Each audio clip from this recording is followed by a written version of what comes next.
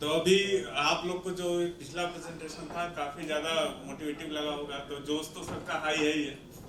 और आप सभी एक्सपीरियंस वाले लोग हो, सब लोग कर रहे हो, कुछ लोग नए हो, कुछ लोग पुराने हो।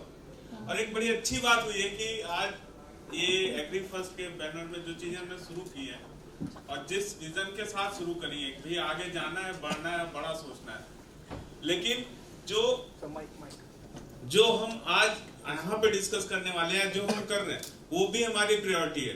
भाई जो चीज हम कर रहे हैं, जिस लेवल पे कर रहे हैं, उसको वहां से ही बेटर किया जा सकता है और आगे बढ़ा जा सकता है। तो आज हम बेसिक चीजें जो सीखने वाले हैं इस प्रेजेंटेशन में, भाई दो पार्ट होते हैं किसी भी ग्रोइंग में, किसी भी सिस्टम में दो पार्ट होते हैं। एक तो हो गया जब हमने उसको अच्छे से स्टेब्लिश किया, जो प्लांट है या प्लांटेशन है जो भी है, उसको हमने अच्छे से अगर स्टेब्लिश कर दिया तो एक चीज तो वहां क्लियर हो गई कि हमने जब कोई चीज अच्छी स्टार्ट करी है तो उसका एंड भी हम अच्छा कर लेंगे, है ना।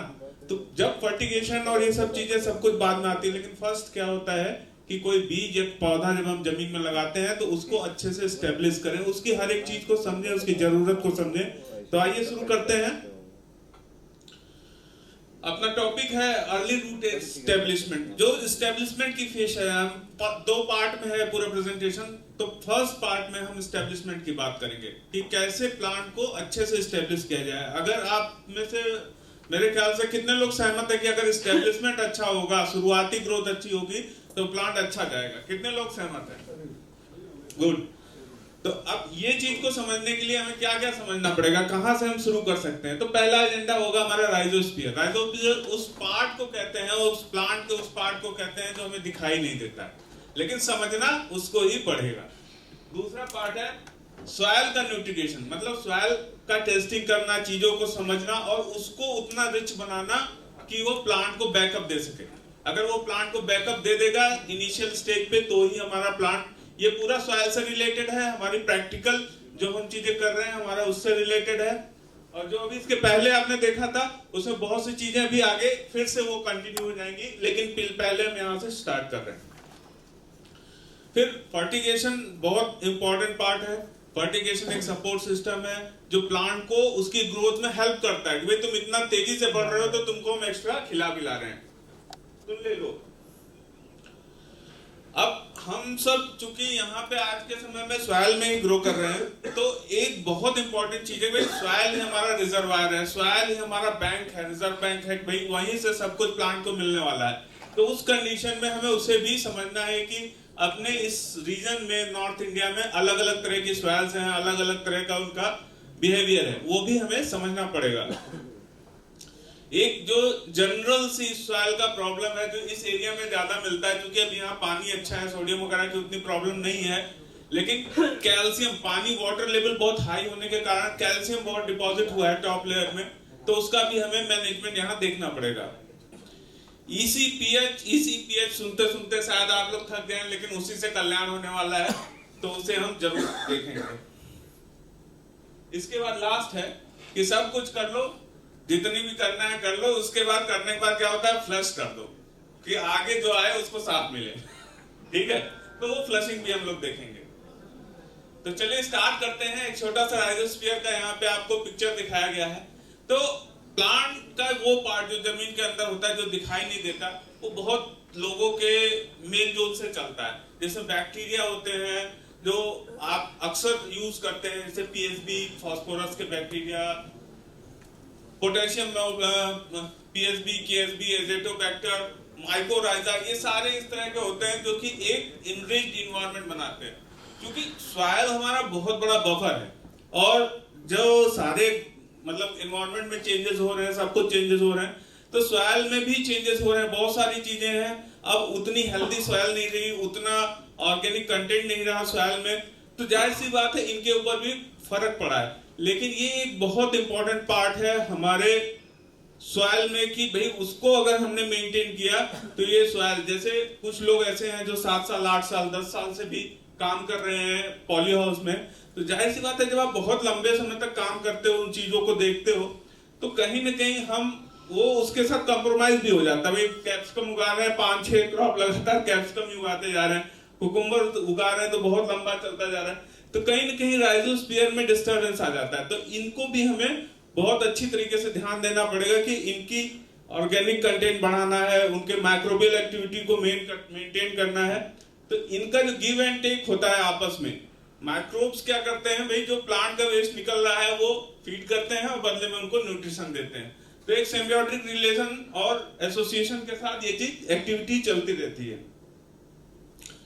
दूसरा एक बड़ा इंपॉर्टेंट पार्ट आता है, क्योंकि प्लांट एस्टेब्लिश हमारा जमीन में हो रहा है, मिट्टी में हो रहा है, और मिट्टी अलग अलग तरह के कणों से बनी है।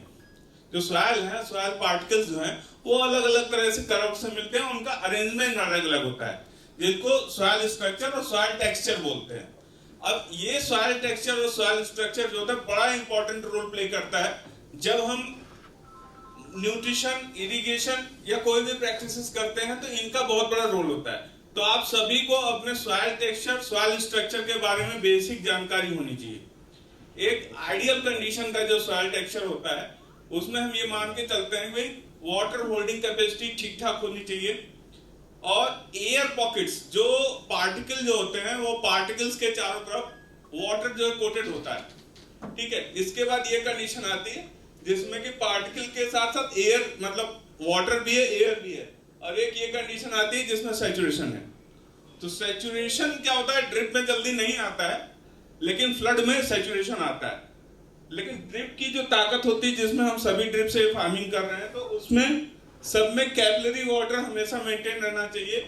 और एक रेशियो भी देखा जाए, जैसे इसमें लिखा हुआ है भाई गुड कंडीशंस रेफर करती है कि वाटर और एयर ऑलमोस्ट 25% होना चाहिए, और बाकी जो है ऑर्गेनिक मैटर या सॉइल पार्टिकल हमारा होना चाहिए। अब यहाँ पर अगर सॉइल और वाटर का आना जाना लगा रहता है, जब कभी पानी ज्यादा यूज होता है तो उसका स्पेस एयर ले लेता है, और जब वाटर हम दोबारा से डाल देते हैं तो एयर स्केप कर जाता है और पानी उसमें आ जाता है लौट के। तो ये चीजें किस जोन में होती हैं, रूट्स, राइजोस्फीयर जब हमने पढ़ा तो यहाँ पे आपको दिख रहा है कि रूट जोन का एक स्ट्रक्चर है। अगर सपोज बेल पेपर है, कुकुम्बर है, टोमेटो है, जो भी हम क्रॉप इस समय ले रहे हैं, उसका एक रूट डेप्थ है कि भाई कितनी गहराई तक जड़ों का पेनिट्रेशन होगा। और आप ये देख के जान के समझ पाओगे कि इसमें अगर हम मोटा मोटा मान के चलें कि 60% और 60 सेंटीमीटर का अगर रूट डेप्थ है नॉर्मल वेजिटेबल क्रॉप का, तो उस केस में आपका जो ऊपर का 40% रूट होता है वो 15 सेंटीमीटर है, अगले 35 सेंटीमीटर में 30% रूट सिस्टम है, और बाकी का जो नीचे 30 सेंटीमीटर बचा उसमें 30% है। मतलब 70% रूट अगर आपका देखा जाए तो ऊपर के 15% है। तो भाई वो रूट, जो फाइन रूट्स जिसको बोलते हैं, जो आपका न्यूट्रिशन लेने के लिए रिस्पॉन्सिबल होता है, वाटर और न्यूट्रिशन के लिए, वो आपका जो 70% एरिया है वही होता है। तो वही हमारे लिए ज्यादा डेंस रूट को क्रिएट करने का अपॉर्चुनिटी होता है कि जितना ज्यादा डेंस रूट उस पोर्शन में रहेगा उतना ही अच्छा आपका अपटेक होगा, अपना उसका जो रिजल्ट है, इफिशियंसी, जो फर्टिलाइजर न्यूट्रिशन देते हैं उसका सबसे ज्यादा इफिशियंसी उसी में मिलेगा। क्योंकि प्लांट जब छोटा होता है तो जो टॉप लेयर होती है वो उसके लिए बहुत इंपॉर्टेंट होती है। जब हम प्लांट सीड सोइंग करते हैं या नर्सरी का प्लग लगाते हैं कोकोपीट का, तो वहां पर वो जब रूट इनिशिएशन होता है तो सबसे टॉप लेयर में ही होता है, अगले 15 सेंटीमीटर वाला ही सबसे इंपॉर्टेंट होता है। तो वो जगह को हमें समझना है कि कैसे उसका डेवलपमेंट होता है। तो अभी ये ऑलमोस्ट सेम चीज है, ठीक है। अब यहाँ पर आप एक देखो कि मैटर एक भी आपका एक सॉइल का स्ट्रक्चर है अलग अलग तरह का। जो बीच वाला है सबसे हम आइडियल समझते हैं कि मीडियम टाइप की सॉइल है, उसमें जितना पानी और जितना एयर का क्वांटिटी चाहिए होता है वो उतना होल्ड करती है। लेकिन एक सॉइल है क्ले और एक सॉइल है सैंड। इन दोनों में क्या है, अगर भाई क्ले सॉइल है आपकी तो भाई क्ले सॉइल भी होती अच्छी है, लेकिन अगर उसमें ऑर्गेनिक कंटेंट है तो, अगर उसमें ऑर्गेनिक कंटेंट है तो बहुत बढ़िया सॉइल है। अदरवाइज उसमें कुछ ना कुछ हमें मिक्सिंग करनी पड़ेगी, क्योंकि ऑर्गेनिक मैटर ही उसका कुशन होगा। अगर वो नहीं है तो वो सॉइल में आपको काम करने में बहुत ज्यादा तकलीफ होगी। और अर्ली स्टेज की जिसकी बात कर रहे हैं उसमें रूट डेवलपमेंट के लिए प्लांट को बहुत टफ होगा, ठीक है। जो ऑर्गेनिक मैटर होता है वो उसको कुशन बनाता है, उसमें वाटर का इन्फिल्ट्रेशन, पानी अंदर जाने की प्रक्रिया मिट्टी में वो संभालता है, ठीक है, न्यूट्रिएशन का एक्सचेंज संभालता है, तो सारी चीजों को वो संभालता है, तो वो एक कुशन बहुत जरूरी है। बल्कि सैंडी सॉइल में इसमें बहुत कम ऑर्गेनिक मैटर होता है, बट उसके बाद भी उसमें इतना एयर स्पेस होता है कि अगर आप उसको प्रॉपरली मैनेज करें, कंट्रोल्ड इरिगेशन, कंट्रोल्ड फर्टिगेशन, क्योंकि ये ऑलमोस्ट आप ये मान के चल सकते हैं कि जो सैंडी टाइप की सॉइल होती है वो सॉइललेस का ही एक पार्ट हो जाती है ना। तो अब अगर सैंडी टाइप के सॉइल को मैनेज करना है तो उसमें तो हमें एक सिंपल सा लॉजिक लेना है कि हर चीज जो भी उसके रूट जोन को चाहिए वो सब कुछ हमें डिलीवर करना है, और कई स्प्लिट में डिलीवर करना है, थोड़ा थोड़ा थोड़ा थोड़ा करके डिलीवर करना है। बट जो मीडियम टाइप की सॉइल है वो एक बहुत बैलेंस सॉइल है, वो बहुत कुछ होल्ड करती है, बहुत अच्छे से प्लांट के रूट को स्पेस देती है, अर्ली इनिशिएशन में और लॉन्ग टर्म में हर चीज का वो बराबर ख्याल रखती है। तो यहाँ पे एक बहुत इंपॉर्टेंट चीज होती है कि जो अगर हम सॉइल है, क्योंकि ऐसा भी नहीं कह सकते कि लोग जैसे अगर आपकी नेचुरल जो सॉइल है हम कहें कि इसको चेंज कर दो, तो थोड़ा सा तो होता नहीं कि आप उठाया और हटा दिया, आपने उसको कंप्लीटली चेंज कर दिया। तो जिस कंडीशन में भी सॉइल है उसमें हमें इंप्रूव करना है, उसमें हमें आगे बढ़ना है, ठीक है। जो कंडीशन सॉइल की होती है वो दिन पर दिन अगर आप ध्यान दोगे तो इंप्रूव होती है। बहुत से ऐसे हमने कस्टमर देखे हैं जिनकी सॉइल मतलब काफी ज्यादा प्रॉब्लमेटिक थी, आज आप उसकी सॉइल को उठा के देखिए एकदम मतलब इतना ऑर्गेनिक रिच हो चुकी है कि जब भी वो बीज डालते हैं, पौधा लगाते हैं, तो उनका पौधा एस्टेब्लिशमेंट से लेकर के मतलब फ्रूटिंग फ्लावरिंग तक सफिशिएंट रूट सिस्टम डेवलप कर लेता है, और वो अच्छे न्यूट्रिशन को देने के बाद अच्छा प्रोडक्शन उससे इंश्योर कर लेते हैं। तो वहां पे अपनी सॉइल को समझ के उसके अकॉर्डिंग काम करना बहुत जरूरी है। अभी देखिए बेसल एक ऐसी चीज है कि भाई हर सॉइल के लिए तो जरूरी है, कुछ कंडीशन में जरूरी नहीं है, कुछ कंडीशन में बेसल की बहुत ज्यादा रिक्वायरमेंट नहीं होती है। हो सकता है वो प्रॉब्लमेटिक लैंड हो, वाटर लॉगिंग ज्यादा होती हो, ज्यादा मॉइस्चर वहां होता हो, प्रिसिपिटेशन वहां बहुत ज्यादा होता है, तो जहां लीचिंग की ज्यादा संभावना है वहां बहुत ज्यादा बेसल की जरूरत नहीं होती। जो भी हम जैसे सैंडी सॉइल भी है ना, तो इसमें भी बहुत ज्यादा बेसल नहीं दे सकते, क्योंकि ये हार्डली बहुत तेजी से ड्रेन होता है, जो कुछ भी होता है बहुत तेजी से लीच आउट होता है।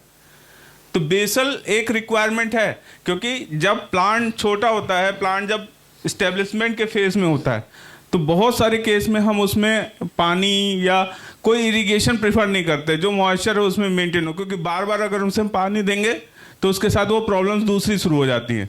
तो एक हल्का मतलब जो मॉइस्चर कंडीशन होता है उसमें ही प्लांट को डेवलप होना चाहिए, उसका रूट सिस्टम खुद से अपने को डिजाइन करता है। फिर उसके बाद क्या होता है कि भाई वाटर जो हम दे रहे हैं सपोज वो उसको होल्ड भी करे, सॉइल टाइप उसको अगर होल्ड कर रहा है तो वो उसके लिए बेहतर है। अब यहाँ पे आप जो भी ऑर्गेनिक मैटर यूज करते हैं ज़्यादातर उसमें क्या होता है कि भाई आपका जो फॉस्फोरस होगा, क्योंकि ये सारे न्यूट्रिशन ही ऐसे हैं जिनको आप सॉइल में दे सकते हैं और इनकी मोबिलिटी कम होती है, जहाँ आपने डाला वहाँ रुके रहते हैं, ठीक है। ऑर्गेनिक मैटर है वो उसका कुशन का काम है। आप ऑर्गेनिक मैटर के साथ थोड़ी सी प्रॉब्लम ये है, अगर आप आज डालोगे तो काफ़ी दिन बाद पौधे के काम आएगा या सॉइल में जो उसका रिजल्ट चाहिए वो आएगा। तो ऐसा नहीं होता है कि आज आपने ऑर्गेनिक कार्बन डाला और आज ही आपको रिजल्ट मिल गया। तो हमेशा जो ऑर्गेनिक कार्बन हम ऐड करते हैं वो अगर हम तो ये कोशिश करते हैं या अक्सर लोगों को यही बताते हैं कि आपके खुद के फार्म पे वो प्रिपेयर हो। आपको लगता है कि 6 महीने बाद उसे ज़मीन में डालना है तो आप 6 महीने अपने फार्म पे अपने सामने प्रिपेयर कीजिए, उसी में रॉक फॉस्फेट मिलाइए, उसी में सारी चीज़ें कीजिए, उसको एक प्रॉपर बेसल का रूप दीजिए और उस ऑर्गेनिक मैटर का जिसका हर एक % प्रॉपर डिकम्पोज हो चुका हो, जो मिथन हो उसमें निकल चुकी हो, तब आप उसको सॉइल में डालिए, तो वहाँ पे आपको रिजल्ट अल्टीमेट मिलेंगे। हमेशा अक्सर ये गलती हो जाती है कि भाई अभी हमें क्रॉप लगानी है और हमने तुरंत डाला और तुरंत उसको जुताई करके बेड बना करके लगा दिया, तो ऐसे कंडीशन में वो रिजल्ट नहीं मिल पाते। तो हमेशा ये कोशिश करें कि अपना ऑर्गेनिक मैटर जो आपको यूज़ करना है सॉइल में वो आप खुद अपने से तैयार करें, क्योंकि ट्रॉली वाले को बोल दोगे तो वो कहाँ से भर के लाएगा उसे पता नहीं है, और अंत में आपको कहेगा जी हो गई 11 ट्रॉली डाल दिया एकड़ का, तो वो आपको रिजल्ट भी ना मिले तो उसका फ़ायदा नहीं समझ में आता है। Farm yard manure, farm yard manure अभी बेसल में जो हम देने वाले हैं भाई, वो बहुत एक इम्पॉर्टेंट चीज़ है कि आप सभी जानते हो क्यों देते हैं, क्या देते हैं। अक्सर क्या होता है ना कि बहुत सी चीज़ें हम मतलब लॉजिकली नहीं उसको कर पाते कि भाई क्या चाहिए, क्यों चाहिए। तो सबसे पहला एक्सपेक्ट होता है कि सॉइल का न्यूट्रिएंट एनालिसिस, जो अभी आज बहुत अच्छा सेशन होने वाला है। ये सब चीज़ें हम बहुत डिटेल में जानने वाले हैं। आप शायद अपने सॉइल पानी का रिपोर्ट तो आता है, लेकिन हमारे पास वो पावर नहीं होती कि कितना बेहतर तरीके से उसको एनालाइज कर सकें। तो अब जो सर बता रहे हैं कि यहाँ पे पूरा सॉफ्टवेयर बन गया है, हर चीज़ को आप देख के समझ के अपनी सॉइल के अकॉर्डिंग अपना शेड्यूल बना सकते हैं। तो वो चीज़ों के लिए ही मैं आपको बताता हूँ कि हर एक सॉइल का डिमांड अलग अलग होता है, तो आप उसको पूरी तरह एनालाइज करके ही फिर उसका बेसल आप डिसाइड करें। अब बेसल डिसाइड करने के बाद तो भाई ये होता है कि हमारे क्रॉप का क्या सिनेरियो है, ठीक है। जैसे इसमें दिखा हुआ है कि क्रॉप के रिक्वायरमेंट क्या है, ग्रोथ स्टेजेस क्या है। तो आप हो सकता है कि फरवरी वाली क्रॉप लगा रहे हो, आप हो सकता है अगस्त वाली क्रॉप लगा रहे हो, आप हो सकता है खीरा लगा रहे हो, आप हो सकता है फूल लगा रहे हो, आप हो सकता है कुकुम्बर लगा रहे हो, टोमेटो लगा रहे हो। तो सबका नेचर अलग है। कैसे नेचर अलग है? खीरा एक इतनी जो लोग किया होगा उन्होंने, उनको पता है कि बहुत तेजी से बढ़ने वाली क्रॉप है, रैपिड ग्रोथ, मतलब जो ग्रीन्स वो प्रोड्यूस करती है वो आपका मान के चलिए 50-60 टन 5-6 महीने में पूरा कर देती है। तो इतना प्रोड्यूस अगर वो कोई चीज़ क्रॉप निकाल रही तो कितना तेजी से ज़मीन से उठा रही है।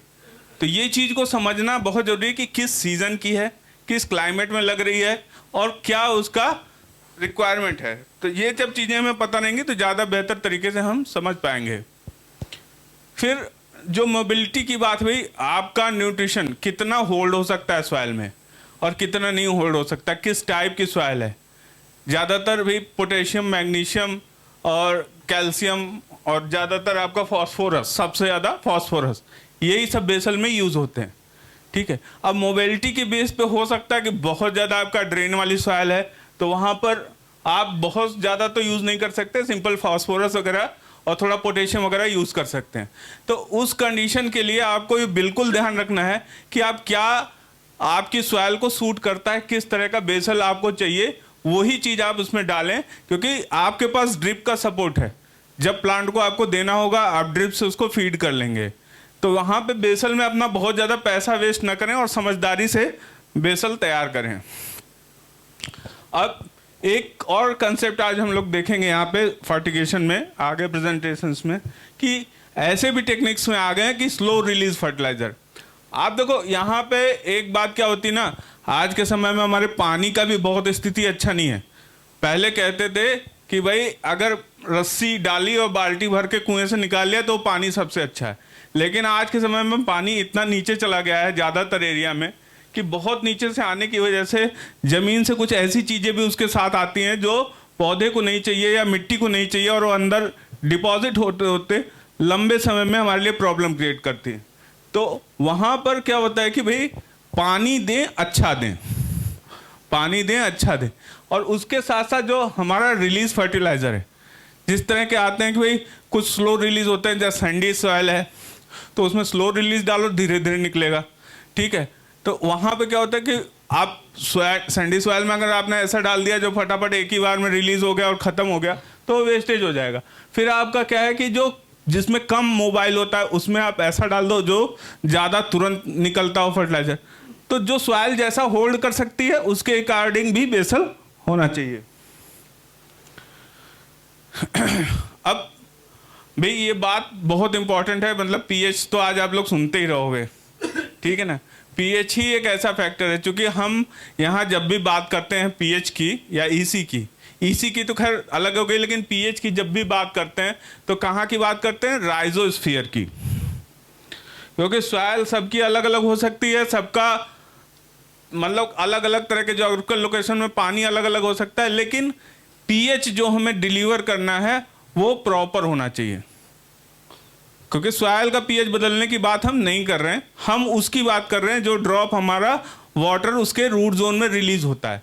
तो यहाँ पर आपको ये बहुत ज़्यादा ध्यान रखना है कि किस कंडीशन में सॉइल है। सॉइल का एनालिसिस करेंगे, आपको बहुत सारी चीज़ें मिल जाएंगी। क्योंकि अगर आप ऐसी चीज़ डाल रहे हैं जहाँ पीएच बहुत हाई है तो पता चला सब लॉक हो गया, जो आपने डाला सब लॉक हो गया, न्यूट्रिशन मिलेगा नहीं तो फिर आपका पीएच सॉइल में डालने का फायदा क्या। तो इस चीज़ को भी समझना चाहिए कि कहाँ एसिडिक फर्टिलाइजर यूज़ करना है और कहाँ नहीं यूज़ करना है।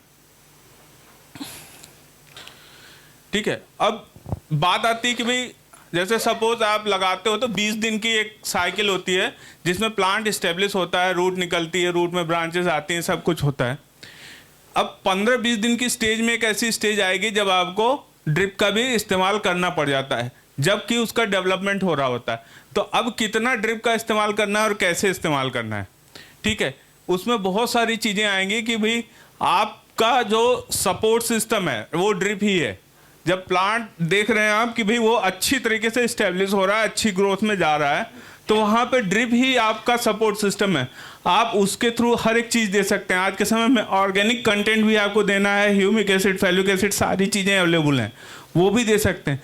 इसेंशियल ग्रोथ के लिए जो सबसे ज़्यादा होता है न्यूट्रिशन होता है वो दे सकते हैं, कैल्शियम है, फास्फोरस है।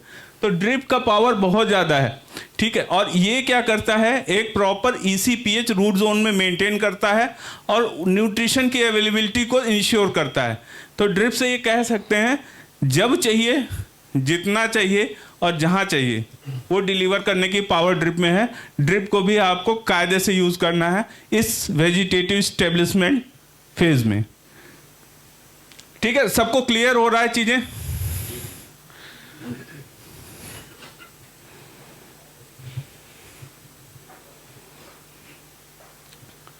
तो ड्रिप की जब हम बात कर रहे हैं तो भाई बहुत से लोग हैं EC-pH नहीं टेस्ट करते हैं, या अगर वो सोचते हैं कि टेस्ट कर लेंगे तो इससे कर भी क्या पाएंगे, हो भी क्या पाएगा। ठीक है, तो EC-pH को आप जब भी ड्रिप का दे रहे हैं तो आप हर उस मतलब ड्रिपर जो है वहाँ पे क्या डिलीवर हो रहा है वो आपको कम से कम पता करना चाहिए। आपको पता करने के लिए डिलीवरी के समय उसका एक सैंपलिंग के लिए एक ड्रिपर के नीचे कोई बाउल या कुछ ऐसा कप लगाइए जिससे आपको ये पता चल जाए कि डिस्चार्ज भी हर जगह यूनिफॉर्म हो रहा है और जो न्यूट्रिशन डिलीवर हो रहा है वो कैसा हो रहा है, उसका EC-pH कितना है। कम से कम इतना तो आपको करना ही चाहिए। उसके बाद की कहानी आगे है कि अब हम उसमें और क्या कर सकते हैं। देखिए, अभी जो pH का प्रॉब्लम है और जो फर्टिलाइज़र एक्चुअली सारे ही रसायन हैं, सबका अपना रिएक्शन करने का तरीका होता है। आप सभी को पता है, जैसे हम A और B की बात करते हैं कि A और B का अलग अलग बनाएंगे और उसको अलग अलग देंगे, तो वहाँ पे एक बहुत बड़ा रीज़न ये होता है कि कंपैटिबिलिटी नहीं बनती है। फर्टिगेशन में अगर कंपैटिबिलिटी नहीं बनी और आपने उसको दिया तो वो सारे ही सारे लॉक हो रहे हैं, फिर आपको रिजल्ट नहीं मिल रहा है। तो बहुत से ऐसे कारण होते हैं कि हम देते तो हैं, करते बहुत कुछ हैं, बट हमको रिटर्न नहीं मिलता, उसका रिजल्ट नहीं मिलता। तो इसका सिंपल एक ही कारण होता है कि जो कुछ आपने दिया वो प्लांट के लिए अवेलेबल नहीं हुआ। ठीक है, अब ओवर फर्टिगेशन क्या होता है, एक ये भी बड़ा कंसेप्ट है, भाई दबा के दे दो। दबा के देने वाला जो कंसेप्ट है वो भी एक बहुत बड़ा कंसेप्ट है कि दो, इसको बढ़ेगा कैसे नहीं। ठीक है, अब भाई यहाँ बहुत बड़ी समस्या ये भी है कि जितने लोग फर्टिलाइज़र सोर्स से यूज़ करते हैं, अलग अलग तरह के फर्टिलाइज़र सोर्स को यूज़ करते हैं, बहुत सारी कंपनियां हैं और इसमें इतना गोरख धंधा आ चुका है कि पूछिए मत। तो जब आप कुछ भी दबा के देने के मूड में आते हैं तो पता नहीं आप क्या देने वाले हैं, क्या दबा के देने वाले हैं वो पता नहीं चलता। तो आपको कम से कम अपना EC तो ज़रूर चेक करना चाहिए कि जिस समय डिलीवर हो रहा है तो pH और EC क्या आ रहा है, ड्रिपर पे कितना होना चाहिए। हर केमिकल का, हर फर्टिलाइजर का एक EC का इंडेक्स होता है, साल्ट इंडेक्स होता है। आप देखोगे तो उसकी प्योरिटी की बेस पे आपको पता चल जाएगा कि अगर ये पर्टिकुलर यही साल्ट है, यही फर्टिलाइजर है और उसका साल्ट इंडेक्स कहता है कि इतने लीटर पानी में इतना साल्ट आपने डिजॉल्व किया तो उसका EC-pH पर्टिकुलर इतना आना चाहिए। ठीक है, तो वहाँ पे ये बहुत बड़ा फैक्टर होता है कि आपको पता होना चाहिए कि आप जो दे रहे हो वो सही है कि नहीं है और जो क्वांटिटी आपको चाहिए वो मिल रही है कि नहीं मिल रही है। वाटर रिक्वायरमेंट, ठीक है, वाटर रिक्वायरमेंट एक बड़ा मतलब यक्ष प्रश्न है कि पौधे को चाहिए कितना और हम दे कितना रहे। ठीक है, अभी हमारे पास जो अभी बता रहे थे एवेल की भाई सेंसर लगा दो, वो अपने आप जज करके बता देगा कि कितना मॉइस्चर लीच आउट हो रहा है और जो उसमें जा रहा है वो क्या है। तो वो ऑटोमेशन अभी बहुत जगह नहीं है, उसको भी टाइम लगेगा। जो चीज़ें हमने देखी वो हमारा विज़न हो सकता है, लेकिन आज जिस कंडीशन में हम काम कर रहे हैं हमें वो चीज़ें सीखनी पड़ेंगी, वो चीज़ें समझनी पड़ेंगी। तो वाटर रिक्वायरमेंट एक ऐसी चीज़ हो गई कि पौधे को न्यूट्रिशन भी चाहिए। जैसे मैंने बताया था कि आपका 60-70% जो रूट जोन होता है ऊपर के 30 सेंटीमीटर में होता है, नीचे वाले 30 सेंटीमीटर में भी रूट सिस्टम होता है, बट वो उतना ज़्यादा अपटेक के लिए रिस्पॉन्सिबल नहीं होता जितना ऊपर वाला होता है। अब आपको मॉइस्चर तो मेंटेन करना है पूरे में, नमी आपको पूरे में देनी है, वाटर रिक्वायरमेंट तभी पूरी होगी उसकी, अदरवाइज नहीं पूरी होगी। कि जितना उसको गर्मी में इवेपोरेशन करना है उतना वाटर आप नहीं देंगे तो वो तुरंत स्ट्रेस में आएगा। तो उस स्ट्रेस को मीट आउट करने के लिए हो सकता है लाइट सॉइल है, ज़्यादा वाटर होल्ड नहीं करती, तो आपको दिन में 2 बार इरिगेशन करना है या 3 बार भी करना पड़ सकता है लाइट सॉइल में, बट हो सकता है मीडियम टाइप में आपको दिन में 2 बार करना पड़े, क्योंकि एक ही बार में आप लंबा करोगे तो 30 सेंटीमीटर रूट जोन से क्रॉस हो जाएगा और जो फर्टिलाइज़र का इफेक्टिव यूज़ है वो नहीं हो पाता है। क्योंकि अगर ऐसे जोन में पहुंच गया जहाँ पे वो रूट नहीं है जो उसको अपटेक करेंगी, तो उसका फ़ायदा आपको नहीं मिलेगा। तो यहाँ पे वाटर रिक्वायरमेंट समझना बहुत ज़रूरी है कि प्लांट की वाटर रिक्वायरमेंट कितनी है। ठीक है, टाइमिंग का भी बहुत चीज़ों को ध्यान रखना चाहिए। कई जगह समस्या होती है, भाई दिन में लाइट नहीं आ रही है, लाइट की बहुत अपने यहाँ यूपी में प्रॉब्लम है, बहुत जगह पे दिक्कत है।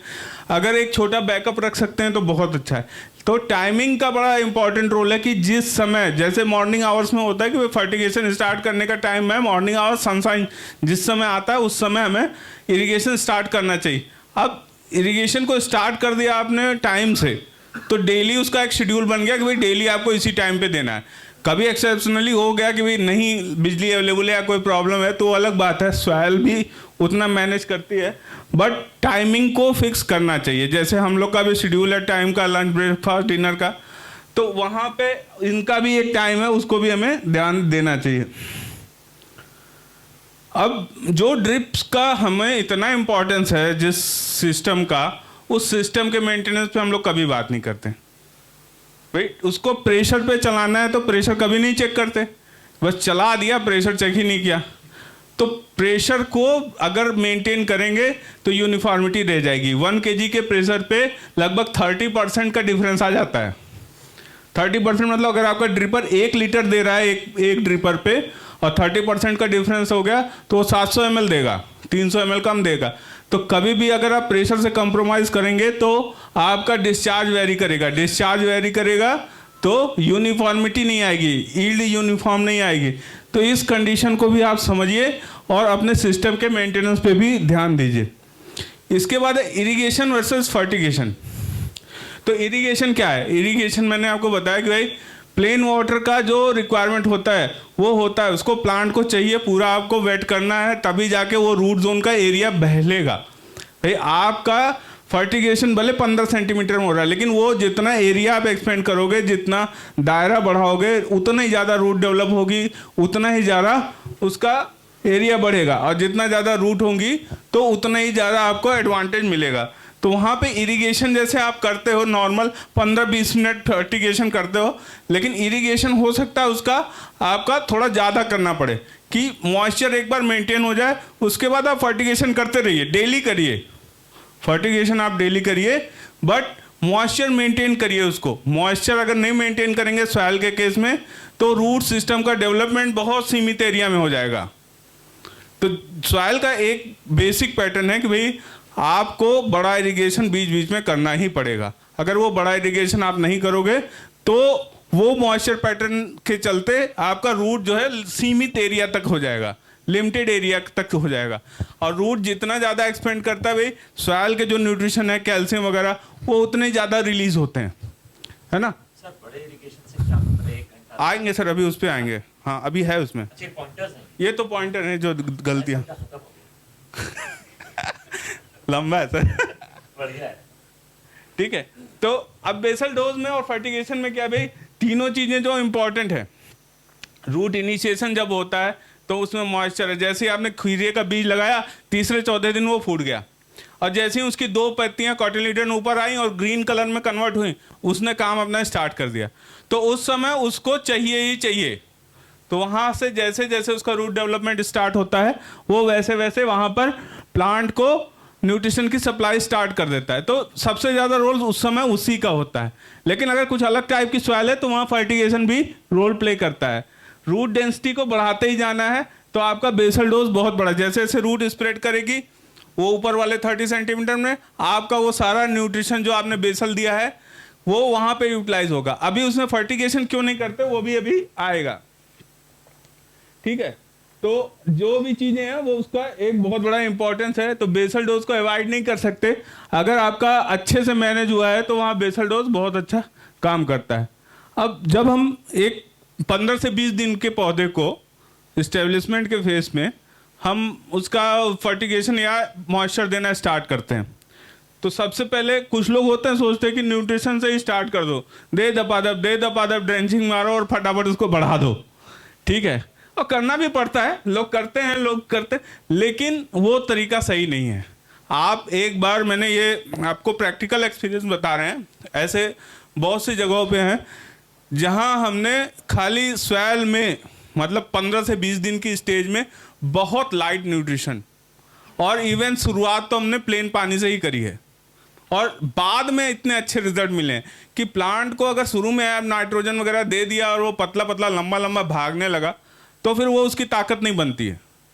तो आप शुरू में बैलेंस न्यूट्रिशन बेसल आपने डाला हुआ है और एक लो ईसी का इरिगेशन प्लेन वाटर, जिसमें अगर आपका पानी 0.5 ईसी का है तो सबसे बेस्ट है, मतलब 200-300 TDS तक का पानी बेस्ट है। उससे ज़्यादा अगर है तो हो सकता है कि थोड़ा सा टफ चैलेंजेस हों। तो यहाँ पे इवन जैसे हमारा जो टाइमिंग है खीरे का, या सबसे ज़्यादा जो कॉमन है बेल पेपर है अपने एरिया में, तो बेल पेपर की जब शुरुआत होती है, जब हम प्लांटेशन करते हैं तो वहाँ पर रूट जब कोकोपिट प्लग से निकल के सॉइल में जाती है तो वहाँ पे उसको सबसे पहले न्यूट्रिशन में क्या चाहिए होता है भाई, जो चीज़ वहाँ पे आपने दी है बेसल में, जैसे अगर आप सिंगल सुपर फॉस्फेट दिया उसमें कैल्शियम फॉस्फोरस है और अगर उसका पीएच भी प्रॉपर बैलेंस है, मतलब आपने ऑर्गेनिक कंटेंट अच्छा मेंटेन किया है और वो चीज़ें माइक्रोबियल एक्टिविटी अच्छी है, तो वहाँ पे आपका प्लांट जो है वो शुरू से ही बड़ा अच्छा ग्रोथ करेगा, क्योंकि रूट के लिए जो चीज़ें चाहिए वो उसको प्रॉपर मिलने लग जाती हैं। अदरवाइज क्या होता है कि भाई आपका पानी अगर मान लीजिए उसमें बहुत सारी प्रॉब्लम्स हैं तो वहाँ पे इरिगेशन का मैनेजमेंट डेसी साइमन्स पर मीटर, तो यहाँ पर ये जो चीज़ें हैं इसमें आपका जो ईसी है वो मतलब बहुत ही इंपॉर्टेंट रोल करता है शुरू की 20 दिन की अवस्था में। शुरू के 20 दिन की अवस्था में आपका ईसी इलेक्ट्रिकल कंडक्टिविटी बहुत ज़्यादा इंपॉर्टेंट रोल प्ले करता है प्लांट के रूट के इस्टेब्लिशमेंट में या जो आपने सीड सोइंग करी है उसके इस्टेब्लिशमेंट में। तो आपको इसमें बहुत ज़्यादा ध्यान देना होता है, क्योंकि जैसा कि मैंने बताया भाई ईसी ही ऐसी चीज़ है जिसके चलते अगर ऑप्टिमम है तो आप मल्चिंग उठा के देखोगे उसके नीचे तो फाइन रूट जो है, जो हेयर मतलब बाल के जैसी जड़ें होती है वो खूब दिखेंगी। और अगर आपका दूसरा सिम्टम कॉशन जिसको बोलते हैं, जैसे अगर वो बढ़ने लगेगा इसी तो रूट्स ब्राउन होंगी, नई रूट्स का डेवलपमेंट नहीं दिखेगा, वाइट रूट्स नहीं दिखेंगी और वार्निंग के स्टेज पे आते आते दिन में पौधे की ग्रोथ रुक जाएगी, स्टंटेड हो जाएगी ग्रोथ, और दिन के समय अगर ज़्यादा प्रॉब्लम हुई तो थोड़ा सा डोपिंग भी दिखेगी और उसके बाद फाइनली वो उसका काम खत्म हो जाता है। तो दो कारण से ऐसा होता है, एक तो अगर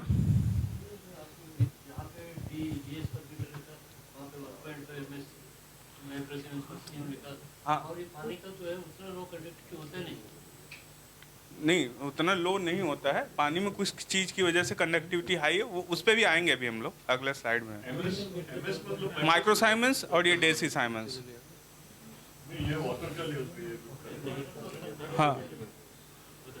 हाँ ये वाटर का आज के समय में अगर देखा जाए तो 0.5 यहाँ पे तो नहीं मिलता कहीं, बल्कि ये जैसे मेरठ से हैं, मेरठ में काफ़ी अच्छा पानी है, मेरठ के एरिया का पानी काफ़ी अच्छा है, उसका ईसी भी काफ़ी अच्छा है। मेरठ से आगे जो हम लोग बढ़ते हैं देहरादून की तरफ, उधर रुड़की वगैरह, तो वहाँ का पानी काफ़ी अच्छा है। तो ये तो रेयर है कि कहीं पे अच्छा पानी है कहीं पे नहीं, लेकिन अगर सपोज मैं तो ये भी कह सकता हूँ आपको, आपके पास पॉली हाउस आपने लगाया है और आपके पास 1-1.5 लाख लीटर का स्टोर करने का अरेंजमेंट है, तो पहला इरीगेशन आप रेन वाटर जो आपने हार्वेस्ट किया है अगस्त में आप उससे कर लो, उससे बढ़िया रिजल्ट कोई दे ही नहीं सकता, ठीक है।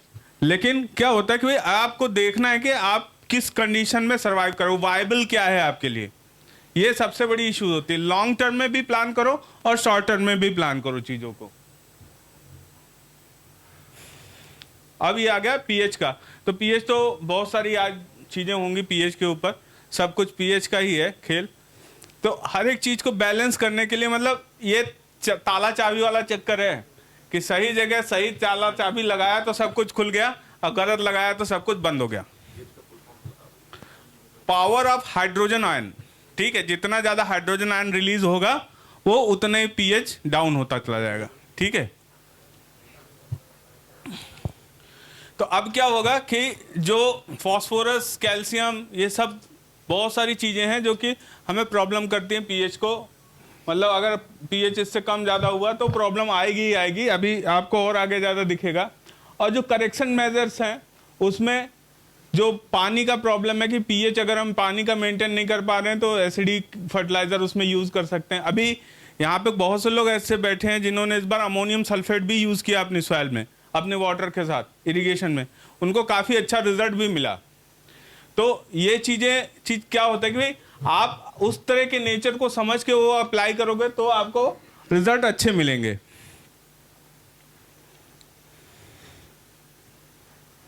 अब ये एक कंडीशन है सॉइल के केस में, हो सकता है कि कहीं देखने को मिलती हो वाइट सॉइल, कहीं कहीं पे है जहाँ पे पानी ज़्यादा ऊपर होने की वजह से वो आ जाता है और ऊपर पूरा वाइट होता है। लेकिन ये क्या है भाई, इसको आप अगर पहचान रहे हो, इस सॉइल को समझ रहे हो कि हाँ हमारी सॉइल में ये प्रॉब्लम है, तो जैसे कि मोहनलालगंज के एरिया में भी इस तरह की वाइट सॉइल काफ़ी ज़्यादा है। तो ये सॉइल क्या है, ये सॉइल एक ऐसी सॉइल है इसमें कैल्शियम बहुत ज़्यादा हो गया है, उसने पूरा जो है सॉइल को बांध रखा है, न्यूट्रिएंट्स को लॉक कर रखा है। अब वो कैसे रिलीज होगा, ये बड़ा इंपॉर्टेंट फैक्टर है कि भाई वो कैसे रिलीज होगा। लेकिन अच्छी बात ये है कि ये जो है प्रॉब्लम आप सही कर सकते हैं, क्योंकि बहुत बड़ा एरिया, जैसे अब सर लोग बताएंगे, ऐसा बहुत सा एरिया था जो कैलकेरियस सॉइल में था और वहाँ पे कुछ भी ग्रो नहीं होता क्योंकि पानी नहीं इन्फिल्ट्रेट करता है उसमें।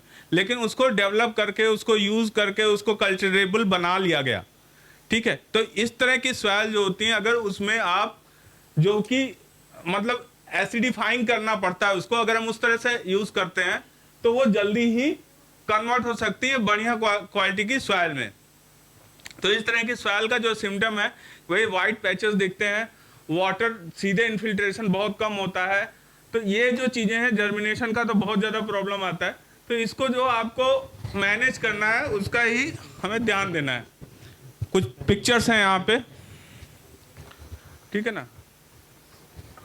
अब इसमें जो तरीका है वो क्या है, मेन चीज़ क्या है, इसमें सल्फर जाएगा, कैल्शियम के साथ रिएक्ट करेगा, कैल्शियम को रिलीज करेगा, ठीक है। सल्फर अलग अलग फार्म से जा सकता है, सल्फर बहुत सारे फार्म से जा सकता है। जैसे अगर अमोनियम सल्फेट फर्टिलाइजर यूज़ करते हैं, SSP single super phosphate use कर सकते हैं। तो सल्फेट जब जाएगा तो ही उसको रिलीज करेगा। और उसका सबसे अच्छा मतलब अगर हम ये देखें कि भाई क्या तरीका हो सकता है कि हम इंस्टेंटली ये काम कर लें, तो यहाँ पर जो एसिडिफाइंग मतलब वाटर को एसिडिफाई करना है, और उसमें जैसे एलिमेंटल सल्फर आज के समय में जो बेंटोनाइट सल्फर और ये सब आते हैं, इनका भी आप यूज़ कर सकते हैं। जिप्सम तो सबसे ज़्यादा कॉमन यूज़ होता है, ठीक है। तो सल्फर को यूज़ करने के बाद ये सॉइल लंबे समय में आपका बहुत ज़्यादा एक्टिव हो जाती है। तो ये सॉइल बहुत अच्छी होती है, लेकिन इसको समझदारी से कैसे यूज़ करना है और कैसे इसका रिक्लेमेशन करना है, और उसके बाद आपने प्लांटेशन करना है। आप अगर शुरू में करेंगे वो अलग कंडीशन होगी कि करना ही है, लेकिन अगर रिक्लेमेशन करके आप ये करते हैं तो आपको ये ज़्यादा बेनिफिट देगा, ठीक है। अब आगे हमारा ये जो पानी वाली समस्या है, ठीक है। लेकिन ठीक है, अभी इस एरिया में बहुत ज़्यादा सोडियम की नहीं प्रॉब्लम हुई है, बहुत सारे बेल्ट में सोडियम का उतना ज़्यादा प्रॉब्लम नहीं। लेकिन कहीं जैसे कि अगर हम पहुंच जाएं आगरा, मथुरा, ये सब साइड पे पहुंच जाएं तो यहाँ बहुत ज़्यादा प्रॉब्लम है, ये सब साइड पे बहुत ज़्यादा प्रॉब्लम है।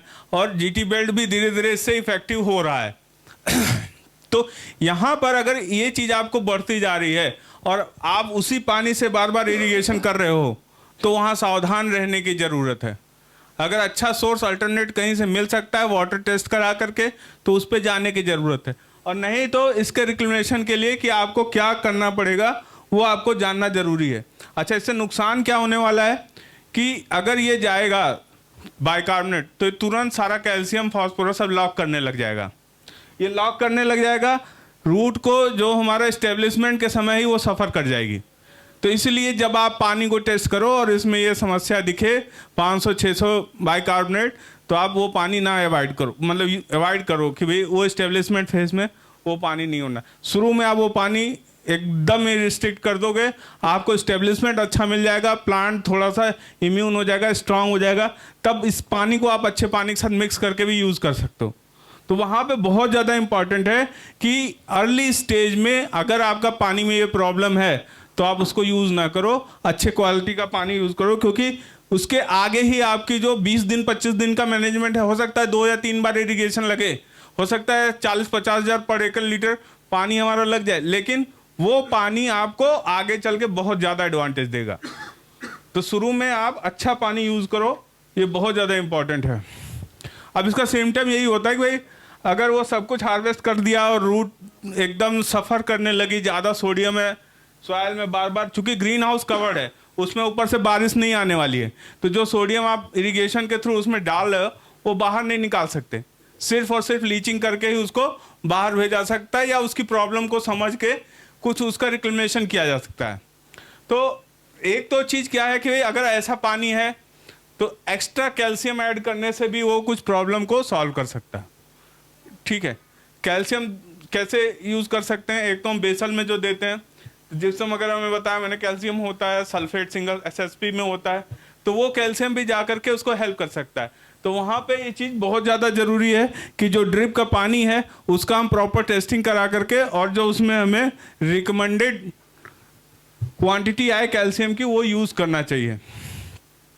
ठीक है, अभी वो जैसे यहाँ पे दिया गया एक बेसिक कैलकुलेशन है कि हाँ बिल्कुल, हाँ, जैसे अगर आपका वो कैल्शियम वाली सॉइल की बात हो रही है यहाँ पे, तो नहीं सॉरी, अगर ये आपका प्रॉब्लम ज़्यादा बढ़ गया है सोडियम वाला, तो इसमें आपको उसको रिप्लेस कैसे करना होगा उसका एक बेसिक सा कैलकुलेशन है। तो यहाँ पर आपको जितने भी, जैसे अगर सॉइल टेस्ट रिपोर्ट देखेंगे हम, मेरे ख्याल से है क्या सॉइल टेस्ट, इसमें शायद नहीं है, तो एक सॉइल टेस्ट रिपोर्ट अगर हम देखें तो उसमें ये चीज़ आती है कि कितने कैटायंस हैं। कैटायंस मतलब जिन पे प्लस साइन रहता है, जैसे कैल्शियम वाले प्लस हो गए, मैग्नीशियम वाला प्लस हो गया, पोटेशियम वाला प्लस हो गया, तो जितने भी प्लस वाले साइन वाले होते हैं वो सारे कैटायंस को अगर हम जोड़ दें तो वो सॉइल की कैटायन एक्सचेंज कैपेसिटी बता देगा कि इतना है। और एक्सचेंजेबल सोडियम उसमें जो रहता है वो आप निकाल लें मिली इक्विवेलेंट पर लीटर में। ठीक है, और इससे आपका कितना निकल जाएगा, एक्सचेंजेबल सोडियम परसेंटेज निकल जाएगा। ये कैलकुलेशन करने के बाद, एक्सचेंजेबल सोडियम परसेंटेज निकालने के बाद आपको ये पता चल जाएगा कि अभी तक जो पानी आपने दिया है सोडियम वाला, वो कितना सोडियम डिपॉजिट कर चुका है आपकी सॉइल में, और उसको रिप्लेस करने के लिए कितना जिप्सम आगे हमें डालना पड़ेगा। तो जो लंबे समय से ग्रीन हाउस की फार्मिंग कर रहे हैं उनके लिए बड़ा इंपॉर्टेंट है कि अगर उनके पानी में भी खारापन है और उसको मैनेज करना चाहते हैं तो कुछ इस तरह की प्रैक्टिसेस जिसमें हमारा जिप्सम का कितना यूज़ करना है प्रिसाइज यूज़ करें। अभी जो देखा जाए तो हमारे यहाँ उतनी बड़ी प्रॉब्लम इस बेल्ट में नहीं है लखनऊ वाले में, लेकिन आगरा वगैरह इस साइड में ज़्यादा ये प्रॉब्लम बढ़ती चली जा रही है। ठीक है, तो यहाँ पर एक वही दिया गया कि सोर्स क्या क्या हो सकता है। तो एक तो जिप्सम हो सकता है जो कि हम बेसल में डाल सकते हैं, और दूसरा हो सकता है कि कैल्शियम की जो मतलब वाटर सॉल्युबल फर्टिलाइज़र आते हैं जो इसमें कैल्शियम नाइट्रेट सबसे कॉमन है, उसका यूज़ कर सकते हैं। तो अर्ली स्टेज पे आपको अगर लगता है कि सॉइल में सोडियम है और अर्ली स्टेज पे उनको प्लांट को बचाना है, उनकी रूट किल ना हो और अच्छे से डेवलप हो, तो आपको फर्टिगेशन में सोडियम देना कैल्शियम देना पड़ेगा। ठीक है, ये चीज़ आप अपने सॉइल और वाटर की रिपोर्ट देख के अर्ली स्टेज पे प्लांट की एनालिसिस कर सकते हो।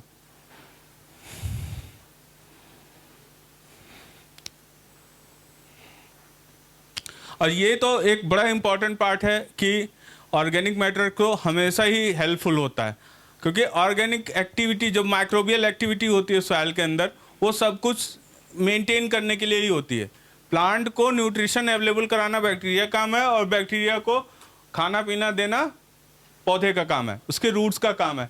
तो जब जब आप जितना ही ज़्यादा ये ऑर्गेनिक कार्बन बढ़ेगा, आपका कटायन एक्सचेंज कैपेसिटी बढ़ेगी, गिव एंड टेक बढ़ेगा, कितना प्लांट को लेना है और रूट को कितना देना है, वो सारी चीज़ों का इसी पे डिपेंड करता है। अब इसके जो एप्लीकेशन के मेथड है कि भाई आप अगर अपना डिकम्पोज किया हुआ ऑर्गेनिक मैन्योर डाल रहे हो, वो तो एक चीज़ बेसन में पड़ गई, बट समय समय पे इनिशियल फेज में 15 से 20 दिन पे हम ये रिकमेंड करते हैं कि उस स्टेज पे आप लिक्विड ड्रिप के थ्रू भी सप्लीमेंट के रूप में ऑर्गेनिक मैटर, जिसमें सबसे ज़्यादा कॉमन 12% लिक्विड वाला ह्यूमिक एसिड प्लस फेल्विक एसिड का कॉम्बिनेशन आता है, तो अर्ली 10 से 15 दिन वाली स्टेज पे, 20 दिन वाली स्टेज पे आपको ये चीज़ सप्लीमेंट के रूप में भी उसको देनी है। वो काफ़ी ज़्यादा हेल्पफुल होती है अगर पानी में कुछ प्रॉब्लम है तो, और पानी बहुत अच्छा है तो कोई दिक्कत नहीं, फिर तो कोई प्रॉब्लम ही नहीं।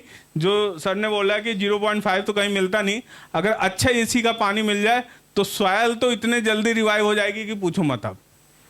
दिक्कत ये होता है कि वही मतलब अगर अच्छे क्वालिटी का हम वाटर भी यूज़ नहीं कर रहे हैं और प्रॉपर उसका ट्रीटमेंट भी नहीं कर रहे हैं, तो वहाँ पे फिर प्रॉब्लम शुरू हो जाती हैं। और एक चीज़ और होती है कि देखिए इतनी सारी चीज़ें हम डिस्कस कर रहे हैं, लेकिन अगर हम इसको कभी कभी क्या होता है ना भाई, किसी को बता दिया कि 1 मई तक आपको प्लांटेशन कर देना, नहीं तो उसके बाद आप प्लांट नहीं लगा पाएंगे, तो जल्दीबाजी में कोई काम ना करें, सोच समझ के करें। एक बार देरी हो सकती है, लेकिन सही काम करेंगे तो रिजल्ट अच्छा आएगा, प्रोडक्शन अच्छा आएगा। गलत काम कर देंगे, टाइम से भले लगा लीजिए, अगर प्रोडक्शन नहीं आएगा तो उसका फायदा नहीं है। थोड़ा आपकी परमिशन से कुछ ऐड करना चाहूँ। बिल्कुल सोडियम की स्लाइड पे जाइए। हाँ।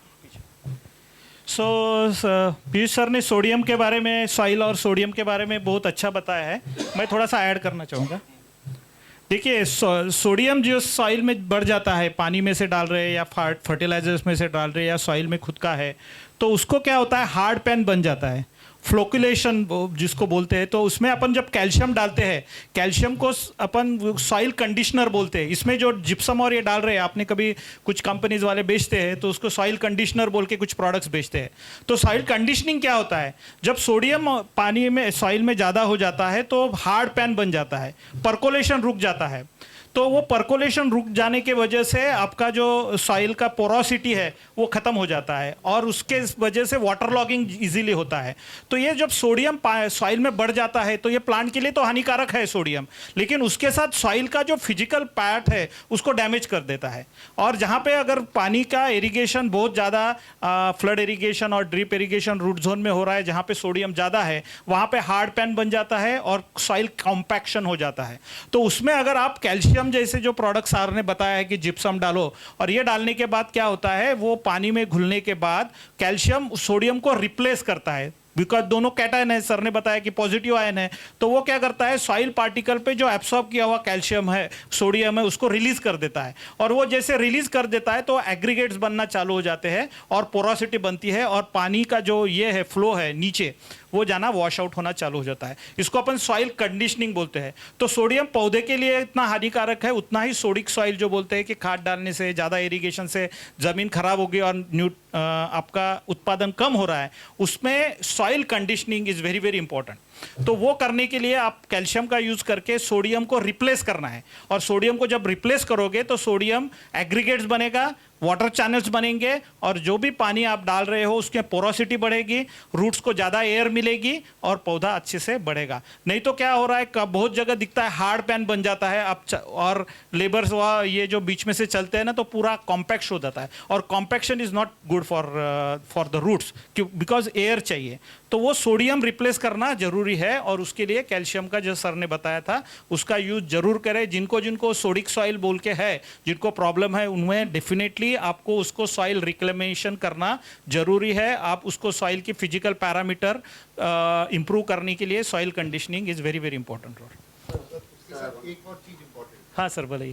Compaction is the main word you use. Yeah right, yes, you have to use subsoiler to break it. Yeah okay, साल में जब आप एक बार एयरिंग कर रहे हैं, हाँ हाँ हाँ, आपको उस समय सबसॉइलर यूज करके करना है। Great, break the compaction. That's great. In addition to this, मेरा सवाल ये था कि अगर हम मिसाल के तौर पे अगर हमारे वेबसाइट्स बने हुए, तो क्या हम ब्रॉडकास्टिंग के थ्रू भी इस अप्लाई कर सकते हैं?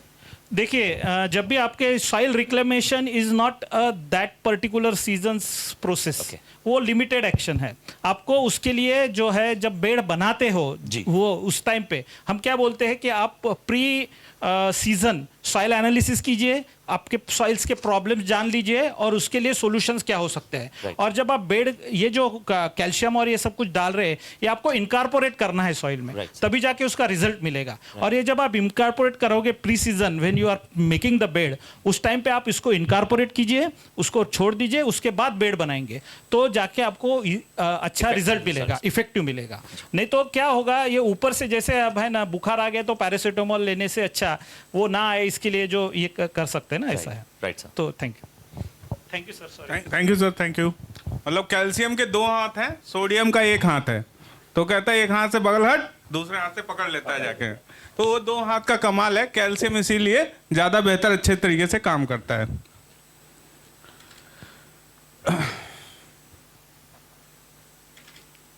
तो यहाँ हमने देखा कि जो ये एक प्रॉब्लम थी कि भाई ऑर्गेनिक मैटर को हम ऐड करते हैं इनिशियल स्टेज पे, बहुत ज़्यादा इंपॉर्टेंट है। ऑर्गेनिक मैटर क्या काम करता है, माइक्रोबियल एक्टिविटी को बढ़ा देता है। माइक्रोबियल एक्टिविटी नेचुरल बैलेंस का काम करती है पीएच का, ठीक है। तो यहाँ पर आपको ड्रिप के थ्रू भी यूज़ करना है, और जब आप बेसन में डाल रहे हो तो उसमें भी अपना ऑर्गेनिक मैटर यूज़ करना है। तो ऑर्गेनिक मैटर मैंने जैसे बोला कि आपका तुरंत काम में नहीं आता है, लेकिन ये जो होता है ह्यूमिक, ये आपका तुरंत ऑर्गेनिक कार्बन पौधे के लिए अवेलेबल हो जाता है, तो उसका यूज़ करना चाहिए।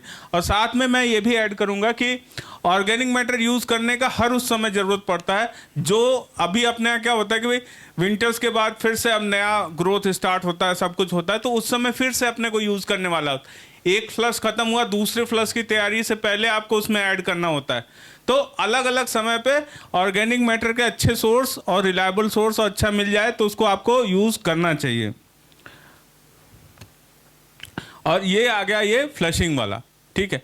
अब अगर सॉइल में प्रॉब्लम है, उसमें कुछ ऐसी चीज़ रेजिड्यू जमा हो रही है, तो आपको जो इरिगेशन होता है उसके अलावा जो फर्टिगेशन होता है, जैसे आप इसमें देखो कि एक प्रॉपर राइजोस्फीयर, एक रूट जोन है, जो मैंने बताया कि भाई 30 सेंटीमीटर में वो एक्टिव रूट जोन है और 60 सेंटीमीटर तक उसका पूरा रूट जोन है। तो आप करेंगे भाई, कभी किसी वजह से अगर शुरुआत में आपको दिक्कत दिख गई कि हाँ पौधे में कुछ प्रॉब्लम आ रही है, वो ग्रोथ नहीं कर रहा है, ईसी हाई हो रही है, क्योंकि वो स्टेज बड़ी इंपॉर्टेंट स्टेज है। उस समय आपको उसका डेली ध्यान रखना है, डेली मॉनिटरिंग करनी है। आपको जैसे ही लगा तो यहाँ पे ये फ्लशिंग वाला बटन दबा देना है।